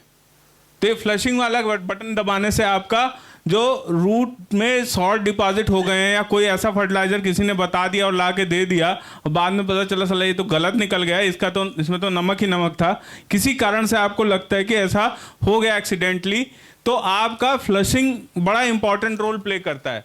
वो आपका ईसी रिड्यूस करता है, रूट टिप्स को बर्न होने से प्रोटेक्ट करता है और साल्ट को रूट जोन से बाहर निकालता है, ठीक है। Flushing of the root zone, हाँ। अभी इसको क्या है कि आप जैसे ड्रिप से वहाँ इरिगेशन दे रहे हो, तो इसका आप देख लो, उसका अलग अलग सर्किल में आपको दिख रहा है कि वो पानी मूव कर रहा है, ठीक है। तो अब यहाँ पे वो पानी अगर आप 15 से 20 दिन पे आपको ये रिकमेंडेड है कि अगर आपको लगता है तो आप तुरंत करो, और नहीं लगता है तो 15 से 20 दिन की एक साइकिल में आप फ्लशिंग रख सकते हो, ठीक है। तो उसमें क्या होगा, 20 से 30% एक्स्ट्रा वाटर होता है। मतलब जो ड्रिप इरिगेशन आप नॉर्मल चला रहे हो उससे 20 से 30% आप एक्स्ट्रा दो। जैसे आप 10,000 लीटर पानी दे रहे हो तो 12-13 हज़ार दो आप, तो वो रूट जोन में जो चीज़ डिपॉजिट हो रही है वो उससे बाहर निकल जाएगी, ठीक है। इसका मतलब बहुत सारा एडवांटेज मिलता है। और ये अलग अलग स्टेज पे, ये नहीं कि वो अर्ली स्टेज पे ही कामयाब है, लेकिन ये अलग अलग स्टेज पे फ्लशिंग बहुत ज़रूरी है रूट जोन की। जब आप फ्लशिंग कर देते हो तो फिर उसमें नई रूट के लिए वो प्रोसेस स्टार्ट कर देता है प्लांट, क्योंकि जो नई रूट बनती हैं, नया सिस्टम बनता है, उसके लिए वो सारी गंदगी जो उसने डिपॉजिट कर रखी है, जो उसने लिया और जो उसमें रह गया, उन सबको बाहर निकालना पड़ता है, ठीक है। तो ये जो शुरू की स्टेज होती है उसमें ये तीनों चीज़ें काफ़ी अच्छा काम करती हैं, जो हमारा अर्ली इस्टेब्लिशमेंट है। तो हम ये कहते हैं कि आपको जब 15 से 20 दिन की अवस्था में आपको इरिगेशन चलाना पड़े, एक बार बड़ा इरिगेशन देने से कोई दिक्कत नहीं, लेकिन रोज़ छोटा छोटा इरिगेशन दे करके वहाँ वाटर लॉक बनाना बेड के ऊपर, वो एक बड़ा प्रॉब्लम बन सकता है। तो आपकी सॉइल अच्छी है, वाटर होल्ड कर सकती है, तो आप एक बार बड़ा इरिगेशन दे दो अर्ली स्टेज में, प्लांट अपने आप को स्टेब्लिश करने लग जाएगा उसमें। उसको बार बार पानी दे करके छोटे पौधे को आपको दिक्कत हो सकती है, लेकिन एक बार बड़ा इरिगेशन देने से आपका रूट जोन बन सकता है, अच्छा रूट जोन बन सकता है। तो ये चीज़ आप इसको पूरा इसमें ध्यान रखना है कि जो अगर आपका कैल्शियम उसमें ज़रूरत है, सोडियम वगैरह की दिक्कत है, आपको लग रहा है वाटर में, तो आप कैल्शियम बढ़ा के दे दो, ऑर्गेनिक मैटर जरूर दो और फ्लशिंग भी करो। तो ये तीनों चीज़ें मिलके आपको अच्छा रूट दे सकती हैं इसलिए। तो अभी ये पहले पार्ट की जो हमारी लर्निंग है भाई कि root development it is very much important. उसमें क्या होगा, आपको कैसे एकदम तना मोटा स्ट्रांग बनेगा, अच्छा स्टेम बनेगा, अच्छी चौड़ी चौड़ी लीव आएंगी, बहुत ज़्यादा वेजिटेटिव पे नहीं जाएगा प्लांट। कभी कभी क्या होता है कि भाई हमें फोर्स भी करना पड़ता है, कुछ हार्मोनल से स्प्रे भी करने पड़ते हैं, लेकिन जब अगर हम नेचुरल कंडीशन में है, क्लाइमेट कंडीशन ठीक है और आपका न्यूट्रिशन बैलेंस है, तो आपका रूट सिस्टम अच्छा और स्ट्रांग बनता है, अगर आपका EC भी कंट्रोल है और pH भी कंट्रोल है। ठीक है, सॉइल हेल्थ बहुत ज़्यादा इम्पॉर्टेंट है, आपका बेसल जो है वो देना है। ठीक है, तो यहाँ पे ये चीज़ों के लिए अगर हम ध्यान देंगे तो हमारा जो अर्ली स्टेब्लिशमेंट का फेज़ है वो बहुत सॉलिड जाएगा, और वो अगर हमने अच्छा कर लिया तो फिर हमारे पास जैसे अभी 30 दिन की क्रॉप हो गई, आपको दिखने लग गया, अब कुकुम्बर पे फ्लावरिंग खूब अच्छी आने लग रही, तो जाहिर सी बात है अब आप फर्टिलाइज़र दो, क्योंकि अब उसका रूट सिस्टम बन गया है, वो लेने के लिए कैपेबल हो गया। तो वहाँ पे वो ज़्यादा बेहतर रहता है, क्योंकि भाई फर्टिलाइज़र अगला जो हमारा पार्ट है, पार्ट 2, उसमें यही बात है कि जब हमारा इस्टेब्लिशमेंट हो गया तो अब कैसे फर्टिलाइज़र देना है, कैसे कैसे फेजेस में हमें डिसाइड करना है कि प्लांट को ज़्यादा न्यूट्रिशन की रिक्वायरमेंट है। ये तो एक ट्रेंड है कि आपको शेड्यूल मिल गया और आप शुरू हो गए। ठीक है, ये तो एक ट्रेंड है, बट ये ट्रेंड से बाहर निकलना, ऐसी वर्कशॉप इसीलिए आपको हेल्प करती हैं कि आप ट्रेंड से बाहर निकल सको, आप अपने दिमाग को लगाओ, चीज़ों को समझो और बेहतर तरीके से काम करो। 10-20 मिनट्स, ठीक नहीं, बस 10 मिनट। ठीक है, अब ये जो आ गया, इसमें क्या होता है कि भाई अपने पास जो फर्टिलाइज़र हम देते हैं, अब भाई फर्टिलाइज़र देने का टाइम आ गया, प्लांट स्टेब्लिश हो गया, फ्लावरिंग स्टार्ट हो गई, अब फर्टिलाइज़र देने का टाइम आ गया, तो वहाँ पर पैसा तो बहुत ज़्यादा, अभी फर्टिलाइज़र में भी अच्छा खासा अगर हम साल में देखें तो 1.5-2 लाख रुपया का तो फर्टिलाइज़र नॉर्मली लोग लगाते ही हैं पर एकड़। ठीक है, तो वहाँ पर आपको पैसा भी बचा सकते हैं अगर आप सही तरीके से इस्तेमाल करते हैं, और जो सॉइल में आपने फर्टिलाइज़र डाल दिया वो निकाल तो सकते नहीं, और अगर कुछ उसका डिसएडवांटेज हुआ तो ईल्ड का लॉस भी हो सकता है। तो यहाँ पे बहुत ज़्यादा समझदारी से काम लेना है।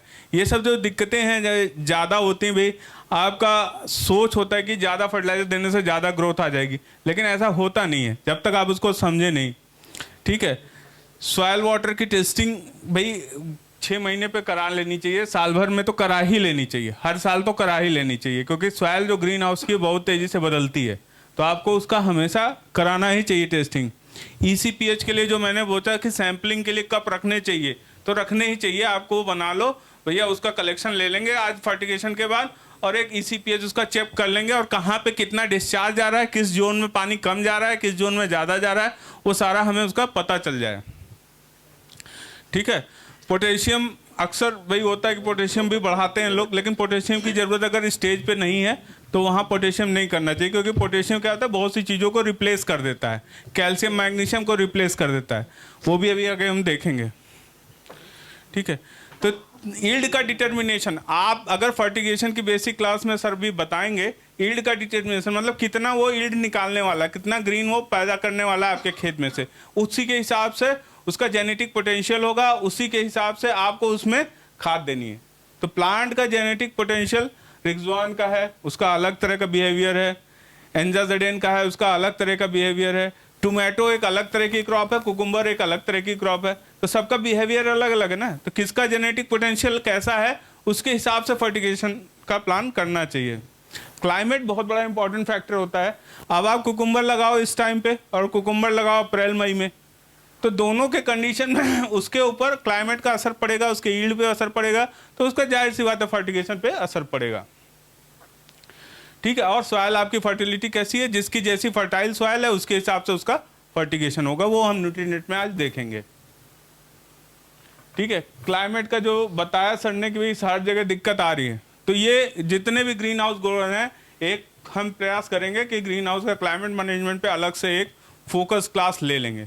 तो वहाँ पे हमें ये बेसिक चीज़ पता चल जाएगी, भाई बाहर का इन्वायरमेंट कुछ भी हो, अंदर के ग्रीन हाउस का क्लाइमेट कैसे मैनेज कर पाएंगे।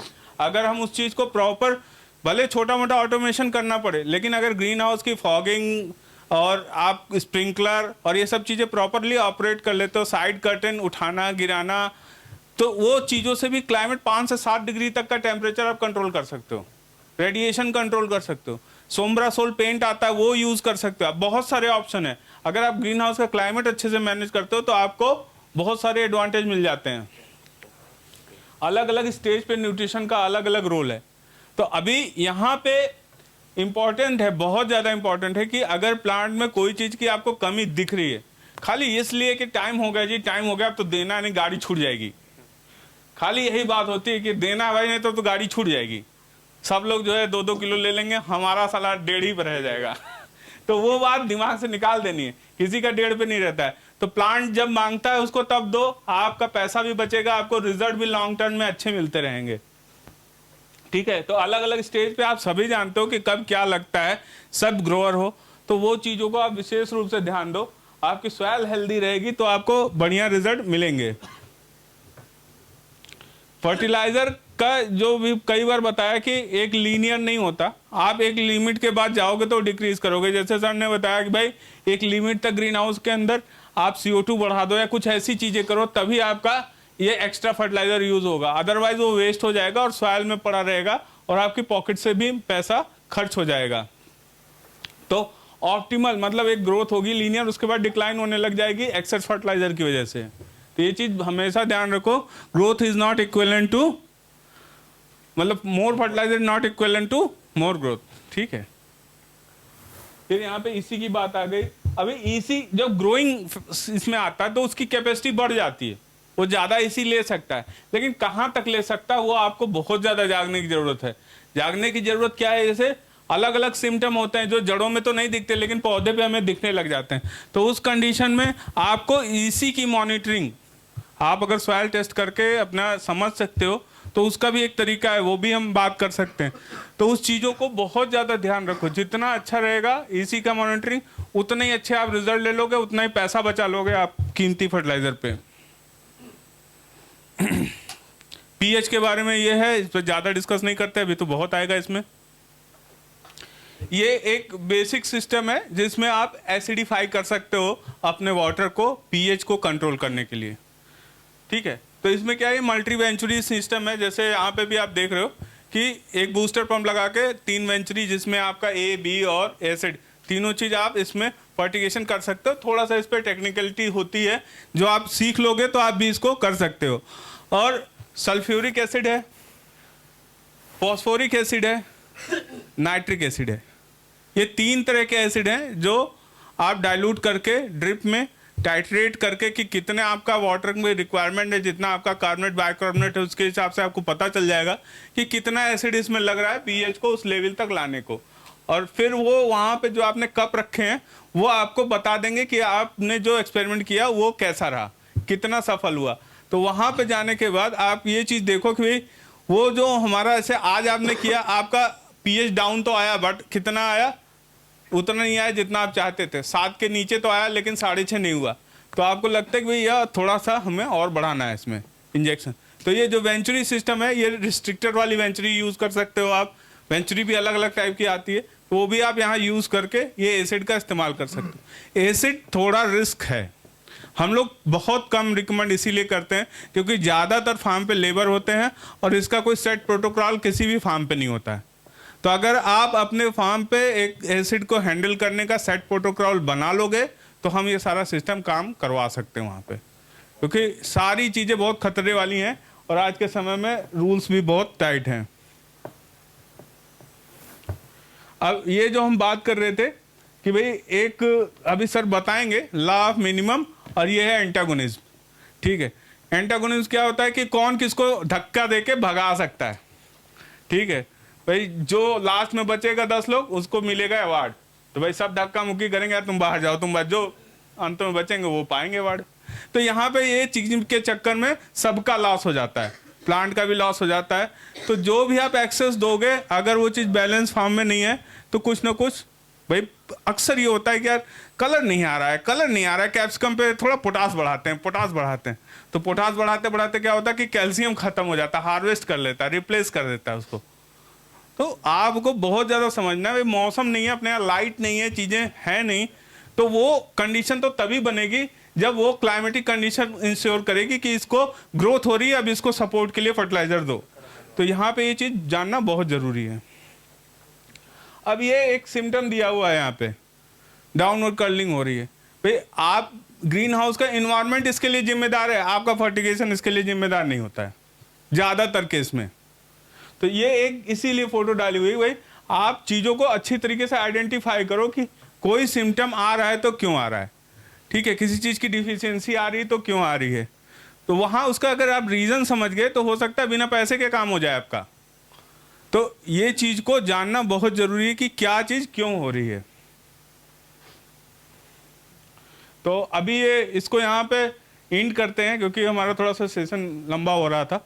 तो अब यहाँ पे करेक्शन जो समरी है उसमें क्या देखना है कि ग्रोथ के वाइज फर्टिगेशन होना चाहिए। जो आपका ग्रोथ दिखा रहा है उसके सपोर्ट में आप फर्टिलाइजर दे दो, वो और अच्छी तरीके से ग्रो करेगा। जो फ्रूटिंग फ्लावरिंग आ गई है फिर आप कैल्शियम दे दो, सब कुछ दे दो, वो कन्वर्ट कर देगा उसको प्रोड्यूस में। बट फ्रूटिंग फ्लावरिंग आई नहीं, उसके पहले ही आपने उतना दे दिया उसको, तो वो सफ़र करने लग जाएगा। ठीक है, इसी सेफ रेंज में रखना बहुत ज़रूरी है सॉइल के केस में, क्योंकि उसमें फ्लशिंग का बटन उतना इफेक्टिव काम नहीं करता जितना इफेक्टिव सॉइललेस में काम करता है। सॉइललेस में आप फ्लश कर सकते हो, रूट को बचा सकते हो, बट सॉइल में प्रॉब्लम आ जाती है। पीएच का हमेशा ध्यान रखो, सॉइल मॉइस्चर को यूनिफॉर्म रखो। ठीक है, ये चीज़ आप करते हो तो आपको अल्टीमेट रिजल्ट्स मिल सकते हैं। सॉइल हेल्थ को ध्यान रखो, सॉइल में मॉइस्चर को ध्यान रखो, माइक्रोबियल एक्टिविटी अच्छी रहेगी। कुछ जगह बहुत मतलब ब्लेस्ड है कि वहाँ अच्छा मिट्टी है, अच्छी पानी है, उसको बना के रखिए, उसको मेंटेन करना भी आपका समय है। ठीक है, और जहाँ कहीं थोड़ी प्रॉब्लम है तो उसको समझ के उसका समाधान करिए। तो ठीक है, बहुत बहुत धन्यवाद। आज एक बहुत अच्छा लगा कि आज सारे लोग हमको एक साथ मिले यहाँ पर और सब ने अच्छे से यहाँ टाइम दिया, अच्छे से चीज़ों को सुना। तो बहुत बहुत धन्यवाद आपका। Thank you sir, thank you very much. Thank you Piyush sir. आप लोगों में किसी को कोई क्वेश्चन है पीयूष सर के सेशन का तो you can ask right now. मेरा एक सिंपल क्वेश्चन है।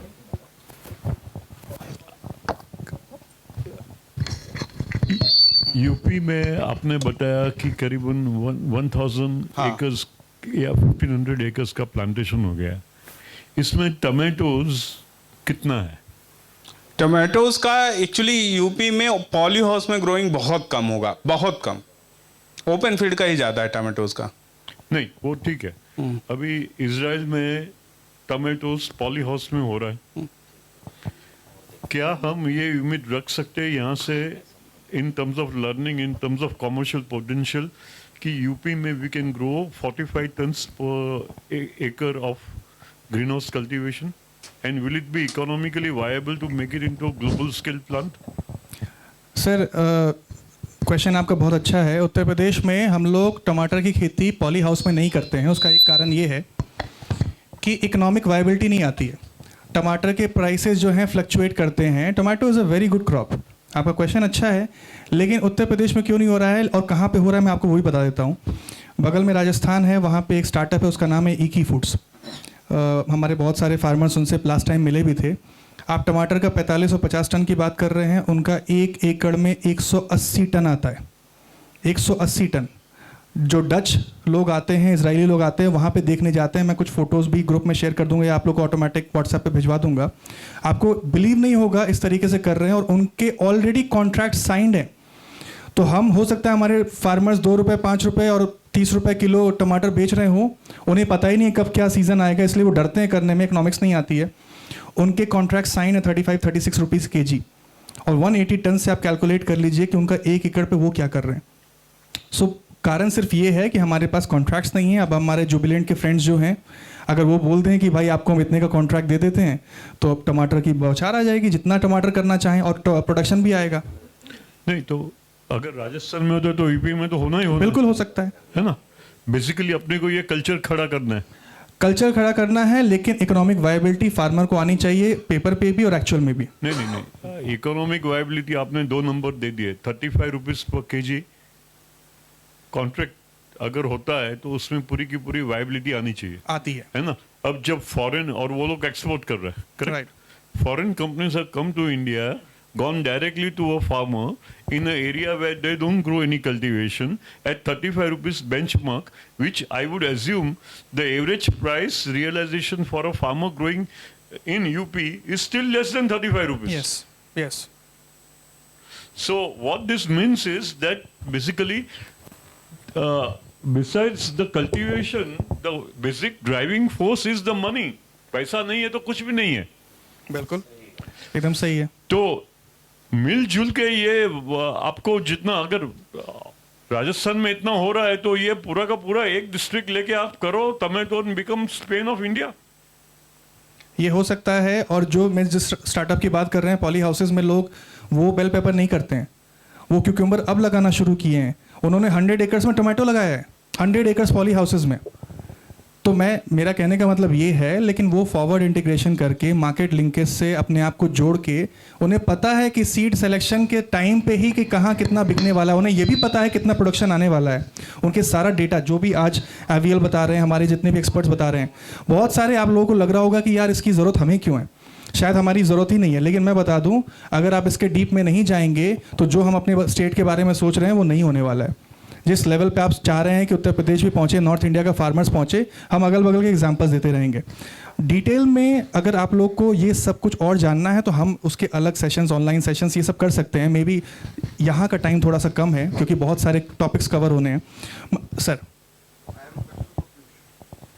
जी sir, after that we will have a loo break. आप लोग बहुत देर से बैठे हैं। ये आपने जो drip line, I am basically talking about drip line, क्योंकि अल्टीमेटली ड्रिप लाइन से ही फर्टिलाइजर जाना है, वही चोकिंग हो जाता है आफ्टर 1 ईयर और सो। तो इसमें चोकिंग के लिए जैसे हम लोग यूज कर रहे हैं फॉस्फोरिक एसिड यूज कर रहे हैं, what is the quantity to be used in one crop cycle and what is the cycle of it to be used? That is one question. And the second is कि पानी के अंदर pH को कैसे control करें? Correct sir. अभी देखिए, इसकी बात तो शुरू होती है कि आपका वाटर टेस्ट रिपोर्ट अगर प्रॉपर आ गया है कि उसमें आपका जो कॉज है वो आइडेंटिफाई हो रहा है कि बाइकार्बोनेट ही बहुत ज़्यादा है, क्या चीज़ है जिसकी वजह से चोकिंग आपकी जल्दी आ जा रही है। बहुत से लोग 4 साल 5-5 साल से यूज़ कर रहे हैं, उनके यहाँ नहीं आ रही, तो वो आपको एक बार पता करना पड़ेगा। दूसरा, एसिडिफाइंग रेगुलर अगर प्रैक्टिस में आते हैं तो कोई चीज़ जल्दी सेटल नहीं होती, प्रेसिपिटेट नहीं होती है, वो हमेशा डिजॉल्व फॉर्म में रहती है, तो क्लॉगिंग जल्दी नहीं आती है। तो अभी आप जैसे फॉस्फोरिक एसिड यूज़ कर रहे हो, फॉस्फोरिक एसिड अगर कैल्शियम है तो सर बताएंगे अभी। ये जो है ना फॉस्फोरिक एसिड आप यूज़ कर रहे हो ना, अगर आपकी फॉस्फोरिक एसिड आपका प्रॉब्लम सॉल्व नहीं कर रहा है तो आपको नाइट्रिक एसिड यूज़ करना है। सिंपल सॉल्यूशन है, बड़ी बात नहीं है। जैसा पीयूष सर बोल रहे हैं, आपके इसमें कार्बोनेट्स, बाइकार्बोनेट्स ऑफ कैल्शियम में ज़्यादा होगा, iron also is there. Then आपको और एक आगे जाके पॉलीफॉस्फेट, जैसा एवीएल ने एक प्रोडक्ट बताया था वीटाफॉस के, पॉलीफॉस्फेट बेस्ड केमिस्ट्री एक आती है जिसमें लॉन्ग चेन ऑफ फॉस्फोरस होता है, जो ना आयरन से इंटरैक्ट होता है ना आपके कैल्शियम से इंटरैक्ट होता है। और अगर आप उसका यूज़ करना चालू करेंगे तो उसमें आपके ड्रिप लाइन एकदम क्लिस्टर क्लीन रहेंगे। आप 1 साल की बात कर रहे हैं, पीयूष साल 4 साल की बात कर रहे हैं। I know the growers who are using the drip line same for 20+ years। हाँ, but no, that's what we need to see the cause. Piyush sir ने अच्छे से बताया कि आपका वाटर टेस्ट एनालिसिस रिपोर्ट लीजिए, कार्बोनेट्स कल्प्रिट है, बाइकार्बोनेट्स कल्प्रिट है, आयरन है या फॉस्फोरस है, उसके लिए अपने पास अलग अलग सॉल्यूशंस है। अगर आपका आयरन प्रॉब्लम है तो आपको पॉलीफॉस्फेट नाम का जो ये है as a phosphorus source, phosphoric acid से आपका प्रॉब्लम सॉल्व नहीं होगा। नाइट्रिक एसिड से हो सकता है, लेकिन पॉलीफॉस्फेट पे आपको जाना पड़ेगा। 20 to 30% of your phosphorus should come from polyphosphate, your problem will be solve. Thank you sir, thank you.